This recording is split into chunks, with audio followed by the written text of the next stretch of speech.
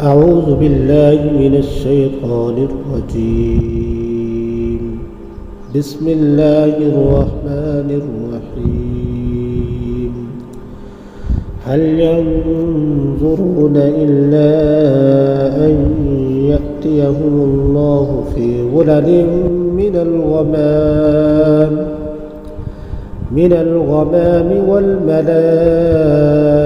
وقضي الأمر وإلى الله ترجع الأمور۔ ترجمہ: کیا یہ لوگ اسی بات کے منتظر ہیں کہ خدا تعالیٰ کی ذات ان کے پاس بادلوں کے سائبانوں میں نازل ہو اور فرشتے اور معاملہ پورا کر دیا جائے اور اللہ کی طرف تمام امور لٹائے جاتے ہیں۔ اللہم صلی علی سیدنا و مولانا محمد وعلی آل سیدنا مولانا محمد وبارک وسلم۔ اللہ تبارک و تعالی نے اس آیت میں ارشاد فرمایا کہ کیا ان لوگوں کو یقین نہیں، کیا یہ لوگ پیغمبر کو نہیں مانتے، کیا یہ قرآن کے اوپر ایمان لے کر نہیں آتے کہ قرآن اور پیغمبر جو کچھ فرماتا ہے وہ حق اور سچ فرماتا ہے؟ تو کیا پیغمبر اور قرآن کے اوپر یہ یقین نہیں کرتے؟ تب صرف یہی کسر باقی رہ گئی ہے کہ خدا تعالیٰ کی ذات اور فرشتے ان کے اوپر نازل ہوں اور جزا اور سزا کا قصہ تمام ہو۔ لیکن یاد رکھیں کہ اب اس دن کسی کی کوئی سفارش کام آنے والے نہیں۔ انسان نے جو کیا ہوگا اس کی جزا یا سزا خود ہی بھگتے گا۔ اور حضرت ابو ہریرہ رضی اللہ تعالیٰ عنہ حدیث کے راوی ہیں، وہ فرماتے ہیں کہ جب لوگ گھبرا جائیں گے تو لوگ انبیاء کرام علیہم السلام سے سفارش طلب کریں گے۔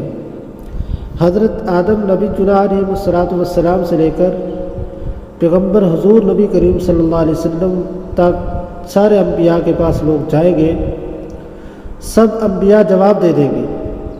بالآخر حضرت محمد الرسول اللہ صلی اللہ علیہ وسلم اللہ رب العزت کے حضور سجدہ ریز ہوں گے اور اللہ سے سفارش فرمائیں گے کہ یا باری تعالیٰ اب حساب کتاب شروع کیا جائے۔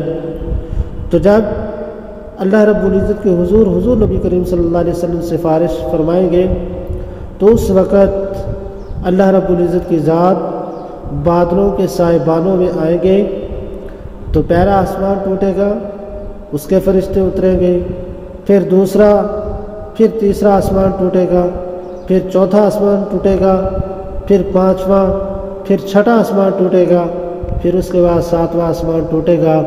تو اس وقت اللہ رب العزت کی ذات کا عرش اترے گا اور اللہ رب العزت کی ذات تشریف لائیں گے اور اس وقت پھر حساب کتاب شروع ہوگا۔ تو یاد رکھیں کہ آپ اس بات کے منتظر ہیں، اس وقت کے منتظر ہیں کہ اللہ رب العزت کی ذات بادلوں کے سائبانوں میں آ کر نازل ہو اور فرشتے بھی نازل ہوں اور اس وقت فیصلہ پورا کر دیا جائے۔ تو اللہ رب العزت کی ذات کی طرف تمام امور کا لٹایا جانا ہے۔ تو وہ وقت آنے سے پہلے پیغمبر کو مان لو، قرآن پہ یقین کر لو۔ یاد رکھے کہ اس دن کوئی کسی کے کام نہیں آئے گا، نہ کوئی سفارش ہوگی، نہ کوئی دوستی ہوگی، نہ کوئی بھائی چارہ ہوگا، نہ کوئی دوست احباب ہوں گے، نہ والدین اولاد کا رشتہ باقی رہے گا۔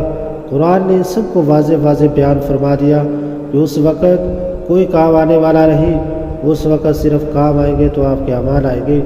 تو اس وقت کے آنے سے پہلے یقین کر لیں۔ دعا ہے کہ اللہ رب العزت کی ذات ہمیں حضور نبی کریم صلی اللہ علیہ وسلم کی اطاعت کی توفیق عطا فرمائے اور قرآن مجید کے احکامات کے مطابق زندگی بسر کرنے والا بنائے۔ وآخر دعوانا الحمد للہ رب العالمین۔